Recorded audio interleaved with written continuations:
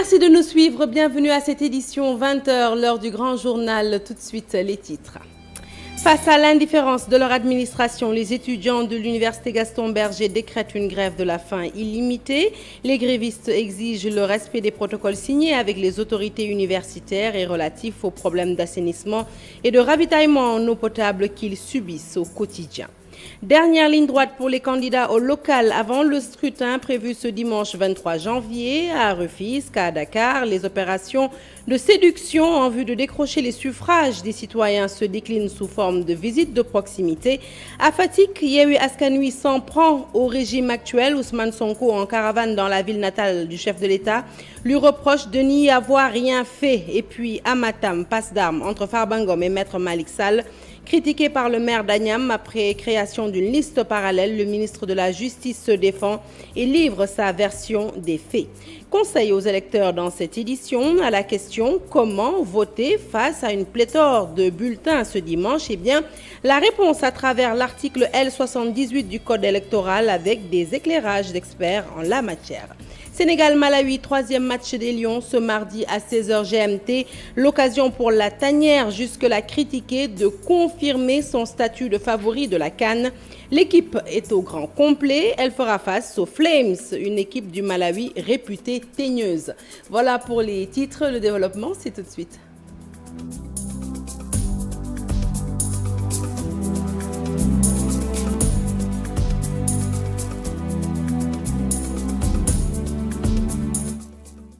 Rebonsoir à tous. Après de nombreuses alertes en vain, les étudiants de l'université Gaston Berger de Saint-Louis se radicalisent. Ils ont entamé une grève de la faim illimitée, une nouvelle stratégie de lutte pour amener l'administration à apporter des solutions définitives aux problèmes de ravitaillement en eau, d'assainissement, de voirie, de connexion Wi-Fi auxquels ils sont confrontés au quotidien. Une jet débutée ce lundi devant le rectorat. Les détails, c'est avec Ousseynou Diop. Les étudiants de Saint-Louis ont entamé une grève de la faim illimitée après plusieurs mois de revendications non satisfaites liées à leur cadre de vie, l'assainissement, la voirie et le Wi-Fi. Ils se sont regroupés devant le rectorat couché sur des nappes et lits de fortune et ne comptent nullement faire marche arrière. Pour la grève de la faim, je pense que c'est clair et net. La coordination des étudiants de Saint-Louis ne va reculer nullement par rapport à ces questions. Tant que ces questions susmentionnées sur le protocole d'accord ne sont pas respectées, la coordination des étudiants de Saint-Louis ne va pas reculer. Et tout ce qui arrivera des jours à venir sera en tout cas entièrement la responsabilité de ces autorités. Pour ces étudiants de Sanar qui ont entamé une grève de faim depuis ce dimanche à minuit, les autorités ne se préoccupent plus de leurs conditions de vie dans le campus social. Survenu, la coordination des étudiants de Saint-Louis a eu à décréter des IST illimités pour alerter sur la situation actuelle. Et on était hier à 12 jours donc des IST et ces autorités restaient inertes par rapport à la question. Ces autorités ne se souciaient même pas en tout cas de ces questions qu'elles-mêmes donc avaient décidé de signer un protocole d'accord avec les représentants d'étudiants. Ils sont une vingtaine d'étudiants à entamer cette grève de la faim, Ali Matisek et étudiants à l'UFR 4. En fait, nous sommes là pour au moins les accompagner, pour dire non à ce farfelu qui existe actuellement à l'université. Les autorités ne respectent pas les étudiants en quelque sorte. Nous rencontrons d'énormes difficultés ici à l'université Gaston Berger de Saint-Louis. Les étudiants de Saint-Louis menacent de poursuivre le combat. Ils ont fait savoir que la lutte va continuer et tant que la situation n'évolue pas, ils ne vont jamais cesser la grève de la faim déjà entamée il y a quelques heures. Le collectif des riverains du marché de Medina Bay hausse le ton. Ils exigent la réouverture du marché pour la reprise de leurs activités. Une reprise qu'ils veulent imminente puisque les travaux entamés sur le site sont, selon eux, terminés depuis belle lurette. Ils accusent le gestionnaire de ces travaux de proroger sans délai la livraison de l'infrastructure et viennent de commettre un avocat pour obtenir gain de cause. Je vous propose d'écouter Mohamedou Moustapha Ndiaye. Il est président du collectif des riverains du marché de Medina Bay et ses propos sont recueillis par Pape Diao et Fally Gueye. Les conditions dans lesquelles le promoteur veut l'exploiter sont inadmissibles, draconiennes et inhumaines. À la limite, c'est de l'esclavage des temps modernes. Le coût global du projet ne peut pas dépasser 1,7 milliard. Or, il l'a évalué à 3,5 milliards parce qu'il a fait une hypothèque d'un montant de 1,5 milliard pour prendre en otage et les populations et les occupants. Les questions que nous lui posons, et ça je reste ferme, nous lançons un appel à l'endroit du chef de l'État d'abord, parce qu'au nom de l'État, il a mis 2 milliards dans ce marché-là, au gouverneur de la région de Kaolack, au préfet de Kaolack. Nous sollicitons la clémence et l'intervention du khalife général Pape Maï Ibrahima Niass. Nous interpellons les 2 chefs de quartier, dont mon grand frère Mbaba Ndiaye. Nous allons intenter une action en justice au nom des riverains et des impactés contre le promoteur. Parce qu'il a fait un détournement d'objectifs, un détournement de fonds. À la limite, il procède à l'esclavage. Le collectif des riverains a commis un avocat qui va se prononcer dans les 48 heures sur le fond du dossier pour que nous restituions notre marché.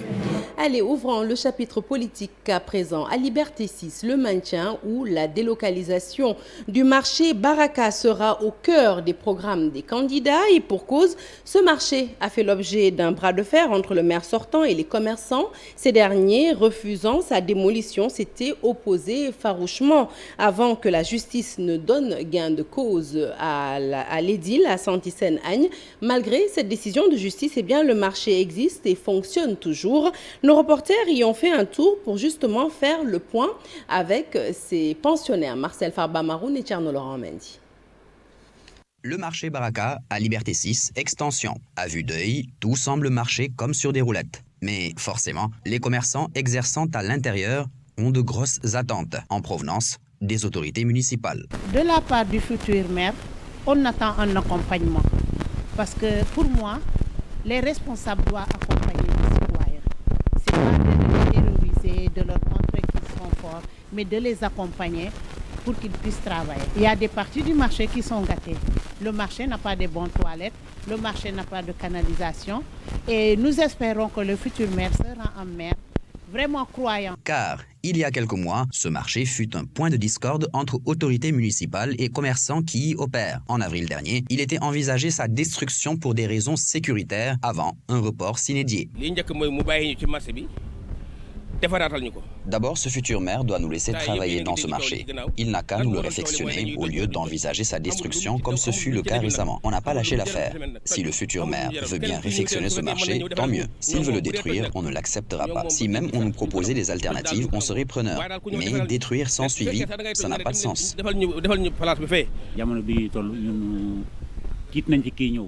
Nous exprimons une certaine crainte vis-à-vis du futur maire car récemment on ne vivait plus en paix. On a voulu nous changer de lieu parce que soi-disant ce marché est en état de délabrement, ce qui n'est pas le cas. Si on doit le réfectionner, ce sera de peu. En rappel, le maire de Sicap Liberté Santisen-Agne ne briguera pas un nouveau mandat lors des prochaines locales. Pour la mouvance présidentielle à laquelle il appartient, le choix a été porté sur Zahra Iyane Thiam. Je vous l'annonçais en titre, dernière ligne droite avant le scrutin prévu ce dimanche 23 janvier. À Dieuppeul-Derklé, le maire sortant a opté pour des visites à domicile au moment où ses rivaux organisent meetings et caravanes. Objectif, obtenir le maximum d'électeurs avant le jour J. Un constat, toutefois, certains candidats dotés de bons arguments de conviction bénéficient de ralliements en leur faveur et cela à la toute dernière minute. Abufay pour les détails. Un élément que nous retrouverons certainement à la fin de cette édition ou peut-être dans d'autres éditions. À Fatick, contre toute attente, Ousmane Sonko s'est offert un bain de foule hier soir.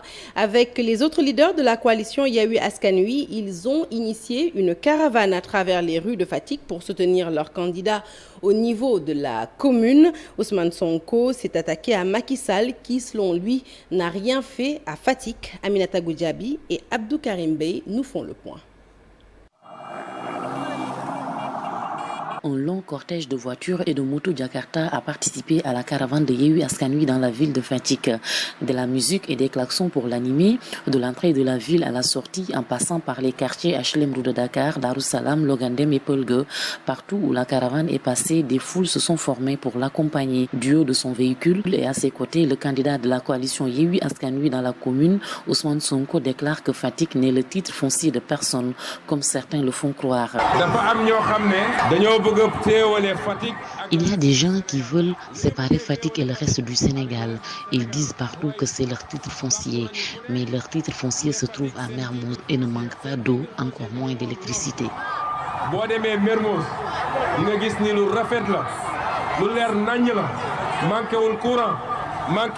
Fatick et Matam, qui sont considérés comme la chasse gardée du camp du pouvoir selon Ousmane Sonko, font partie des régions du Sénégal les plus pauvres.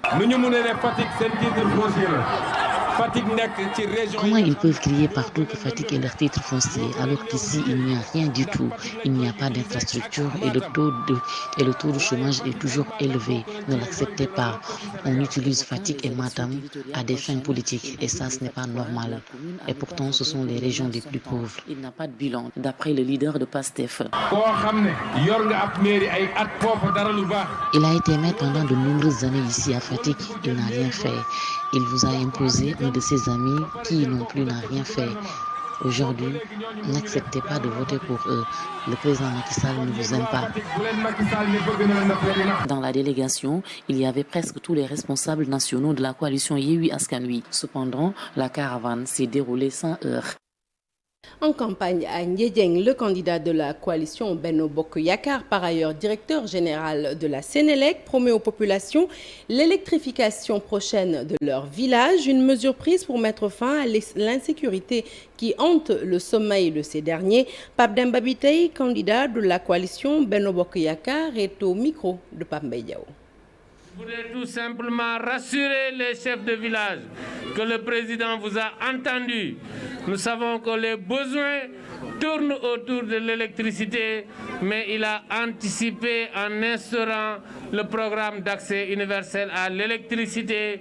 Et ce programme devrait consacrer d'ici fin 2025 l'électrification universelle de toutes les communes, de toutes les localités du Sénégal. Et pour vous dire aujourd'hui que nous sommes avec vous, pour vous dire également que nous avons entendu toutes les doléances et Inch'Allah, au soir du 23 janvier, lorsque nous serons élus, sachez que vous ferez partie de nos priorités, sachez que vous ferez partie également de ce que nous allons élaborer comme plan d'action dès la première année d'exercice. Allez, nous quittons le Saloum pour le Nord, cette fois-ci plus précisément à Matam, après avoir fait l'objet de vives critiques de la part de son allié et camarade de parti Farbangom, Maître Malick Sall sort de sa réserve. Dans une vidéo projetée lors d'un concert qu'il a offert à ses militants, eh bien, le ministre de la Justice, à qui l'on reproche d'avoir établi une liste parallèle, dit soutenir toutes les listes pourvu que celles-ci proviennent du camp présidentiel. Le point, c'est avec Ali Bandalian. La réaction de Maître Malick Sall ne s'est pas fait attendre.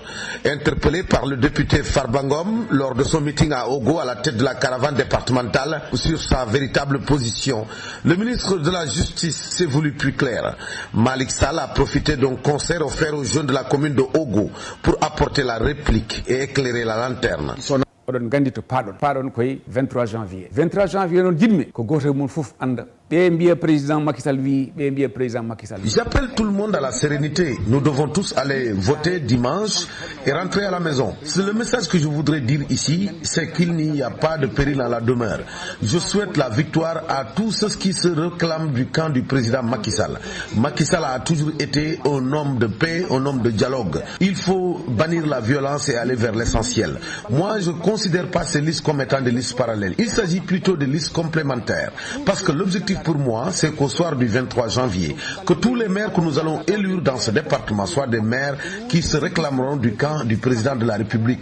Car l'objectif aujourd'hui, c'est de lui donner les moyens, la force politique qui lui permettra de poursuivre son combat et surtout de réaliser son rêve, c'est-à-dire d'amener le Sénégal vers l'émergence. C'est pour moi le plus important. Allez voter le 23 janvier et voter pour toutes les listes de la mouvance présidentielle pour qu'au finish, nous donnons la victoire au président de la République, Macky Sall. Le président Macky Sall. À l'origine de cette bruit, le nombre impressionnant de listes parallèles dans toutes les communes du département de Matam. Des candidatures qui menacent sérieusement celle de Benno Bokk Yakaar. Et cette sortie du garde des Sceaux, Maître Malick Sall, vient soulager tous ces candidats, considérés jusque-là comme de véritables opposants à la politique de Macky Sall. À Dara, le candidat And Liggéey Sunu Gox Dr Moussa Sow a organisé un meeting à la place publique. L'homme au slogan « Dara se construit lui-même » a dressé un projet de société de 30 points pour faire rayonner la commune de Dara Djolof en 5 années. Cette rencontre politique a enregistré aussi la présence de plusieurs artistes, dont Koutia. Le reportage est signé Mamadou Moustapha Ndiaye. En place un programme Dara Moy Defar Bopam. Car avec 5 ans, 30 propositions concrètes et réalisables, nous comptons améliorer nos infrastructures, une formation adaptée et un emploi décent. Nous allons relever le défi du numérique en développant les équipements numériques dans les écoles et centres de formation, réhabiliter des écoles primaires et secondaires et les pouvoirs en matériel scolaire. La création de la maison de la culture de Dara où peuvent se réunir les artistes. La mise en place de monuments et de rues au nom d'illustres personnages de Dara. Promouvoir auprès des autorités la construction d'un hôpital de haut standard. Augmenter les équipements sportifs publics et le soutien aux pratiques collectives en clubs et associations. Rendre le stade municipal Bassirou Sidi Ndiaye beaucoup plus fonctionnel et beaucoup plus attractif. Développer l'agriculture urbaine, familiale et scolaire avec l'appui en intrants, la formation en transformation et techniques de vente. Promouvoir les jardins partagés, échanger des producteurs autour des récoltes et pour la commercialisation. Restaurer le forêt, nous allons procéder à la création d'une maison de la femme. Nous allons réhabiliter le marché central, réévaluer l'assiette foncière de Dara. Petit éclairage à présent pour les électeurs qui nous suivent ce soir, à tous ceux qui se posent encore la question comment faire face à une pléthore de bulletins dans l'isoloir le dimanche 23 janvier. Eh bien, la question, sachez qu'elle est réglée désormais par le code électoral en son article L78. L'électeur peut prendre 5 bulletins au minimum pour ce qui est des personnes vivant avec un handicap. La loi électorale estime que ces personnes sont prioritaires. Nos reporters se sont entretenus avec des experts électoraux. Suivons le reportage. Il est signé Alassane Ba, Nabidjan et Gervais Yao. En 2017, lors des élections législatives, le problème s'était posé. Mais l'État du Sénégal, à travers une saisine du Conseil constitutionnel, avait géré la situation. Aujourd'hui, l'électeur sénégalais n'a plus besoin de se fatiguer face à une pléthore de bulletins une fois dans le bureau de vote. Cette question est désormais intégrée dans le code électoral, en son article L78. Qui, en son alinéa premier, dit qu'à son entrée dans le bureau de vote, l'électeur, disons, se fait identifier par sa carte d'électeur.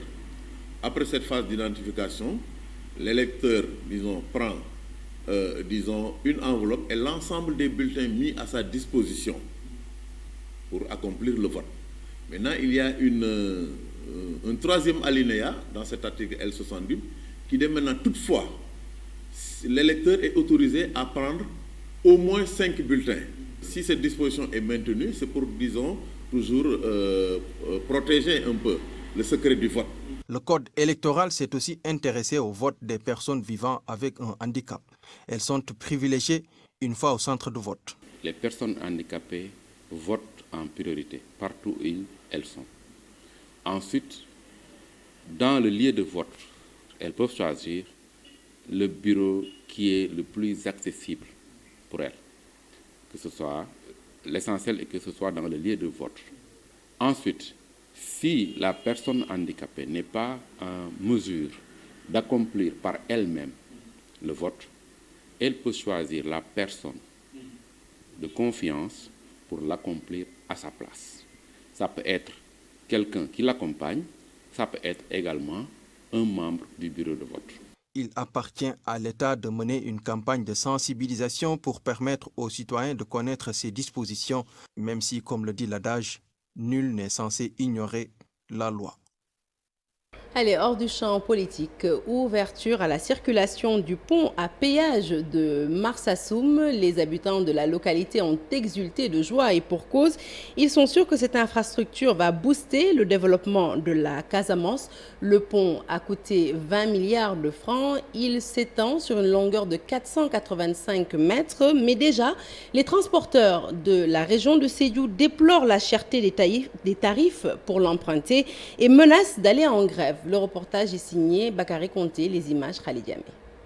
Ils sont venus nombreux assister à l'ouverture du pont de Marsassoum. Les populations jugent les tarifs chers. Comme vous le savez, le pont de Marsassoum va booster l'économie locale parce que le pont fera de Marsassoum la plus grande ville carrefour de toute la Casamance naturelle. C'est des tarifs qui sont excessivement chers. Les tarifs du pont sont peu élevés. Raison pour laquelle nous avons porté cette doléance des populations, qui est également la mienne, pour que vraiment qu'on puisse vraiment réduire drastiquement ces tarifs. Donc les véhicules, les petits véhicules de 2000 francs, qu'on puisse les amener à 500, soit à 1000 francs. Et pour les motos, de 500 à 100 francs. Parce que les motos qui transportent les passagers ici pour traverser, pour aller de l'autre côté, mais ils ne payent que, le passager paye 200 francs. Donc vous ne pouvez pas payer, le passager ne peut pas payer 200 francs et que vous payez pour la traversée 500 francs. Pour les gros porteurs aussi, mais pour le maximum vraiment, de 15 000, je pense qu'il faut revenir à 3 000 ou à 5 000 francs maximum. Les transporteurs menacent déjà d'aller en grève. Pourquoi nous voulons imposer Nini de faire ici pont Marsassoum, Sédhiou? Pourquoi ils veulent nous imposer à payer le passage sur le pont de Marsassoum? Nous n'accepterons jamais cela. Ils ont ouvert le pont aujourd'hui. Le jour où ils commenceront à commercialiser, nous allons tous boycotter le pont de Marsassoum. Nous sommes prêts à décréter même une grève nationale. Nous sommes fatigués. Nous perdons tout ce que nous gagnons sur la route. Parce que nous sommes Sini Mandian invite le gouvernement à diminuer les tarifs. Nous avons constaté qu'ils ont voulu aligner les tarifs de Marsassoum à ceux du pont de Foundiougne. Mais ce n'est pas le même ouvrage. Parce que le pont de Foundiougne fait pratiquement 1 km, alors que le pont de Marsassoum est à 485 mètres. Le montant qui est investi au niveau de Foundiougne, c'est plus de 80 milliards de francs CFA. Ici, c'est plus de 20 milliards. Les transporteurs de Sédhiou s'organisent déjà pour le boycott de cette nouvelle infrastructure à partir du 1er février 2022. L'actualité sportive à présent, revirement de situation dans le dossier Pape Gueye. Alors qu'il avait été suspendu pour 4 mois par la FIFA, le tribunal arbitral du sport, saisi en référé, a décidé ce lundi de suspendre la décision de l'instance du football mondial à l'encontre du milieu sénégalais Pape Gueye. Ce matin, en conférence de presse, le coach Aliou Cissé a annoncé son optimisme dans cette affaire. Suivons les détails avec Mamadou Ndiaye, notre envoyé spécial au Cameroun plutôt. Sénégal, ça ne sera pas un match facile, reconnaît le sélectionneur Aliou Cissé en conférence de presse d'avant-match. Accompagné du défenseur Abdou Diallo, l'objectif dans la tanière reste le même, prendre la première place du groupe B. Nous avons envie de finir premier de cette poule-là pour plusieurs raisons. Donc, pour que cela puisse se faire, il faut effectivement qu'on approche les 3 points. Nous préparons ce match-là avec beaucoup de sérénité et beaucoup de sérieux, comme vous le dites aussi. On a aujourd'hui la joie de retrouver l'ensemble de notre effectif au complet. Ça, c'est très bien pour le mental, c'est très bien pour les choix qu'on mettra en place du fait qu'on a quand même l'ensemble de notre effectif qui est disponible. Du côté du Malawi, le sélectionneur adjoint reste dans la dynamique de son précédent match face au Zimbabwe. Selon lui, le Sénégal reste le favori du groupe. Mais dans cette compétition, toutes les équipes se valent. J'avoue que le Sénégal est une grande équipe. Mais nous nous sommes bien préparés. Nous travaillons pour nous qualifier face au Sénégal. Malawi-Sénégal, ce mardi à 16h GMT, un match comptant pour la 3e journée du groupe B. Les Lions cherchent les 3 points pour sortir leader du groupe et continuer l'aventure à Bafoussam. Et pour sa 3e sortie dans le groupe B de la CAN 2021, le Sénégal va donc affronter le Malawi, une sélection généreuse dans l'effort mais peu efficace défensivement comme offensivement. Les Flames ne sont toutefois pas à prendre à la légère parce qu'ils sont réputés teigneux. Le récit est signé Cheikh Sadibou Diarra. En 2 sorties au stade Kouekong de Bafoussam, les Malawites du sélectionneur roumain Mario Marinicha ont fait bonne impression au niveau du jeu, surtout sur le plan athlétique. Lors de leur défaite initiale, ils avaient donné du fil à retordre aux Guinéens, bousculés jusqu'à leur dernier retranchement en seconde période. Long des éliminatoires pour décrocher leur 3e qualification à la Coupe d'Afrique des Nations. En 6 rencontres, les Flames ont 3 succès, 1 nul et 2 défaites. Ils ont encaissé 5 buts et marqué seulement 4. Ainsi, il est facile de constater le manque d'efficacité en attaque du Malawi, 129e nation au classement FIFA. Bonne chance aux Lions. Résumé à présent de cette 3e journée du groupe A de la CAN 2021. Résumé donc de la journée qui s'est tenue aujourd'hui. Le Cameroun concède le nul, 1 but partout face au Cap-Vert. Même score également entre le Burkina Faso et l'Éthiopie. Des résultats qui qualifient ainsi au 8e de finale les Lions indomptables du Cameroun et les étalons du Burkina Faso. Et nous retrouvons Cheikh Sadibou Diarra pour le récit. Comme attendu, le Cameroun et le Burkina Faso ont composté les billets pour les 8e de finale du groupe A. Pays hôte et un des favoris de la compétition, le Cameroun n'a toutefois pas réalisé le carton plein. Après 2 succès, les Lions indomptables ont été tenus en échec par les requins du Cap-Vert, 1 but partout. Vincent Aboubakar avait pourtant donné l'avantage aux Camerounais en marquant son 5e but de la compétition. Le Cap-Verdien Gary Rodriguez, d'un fort joli but, va remettre les pendules à l'heure en début de seconde période. Le score ne bougera plus. Les Lions indomptables gardent la première place du groupe devant les étalons du Burkina Faso qui se contentent aussi d'un partage des points avec l'Éthiopie. Un nul, 1 but partout. À la réalisation de Cyril Bayala a répondu Getana Kebede sur un penalty. Un résultat qui suffit au Burkina Faso qui devance finalement au classement le Cap-Vert grâce à sa victoire lors de leur confrontation directe.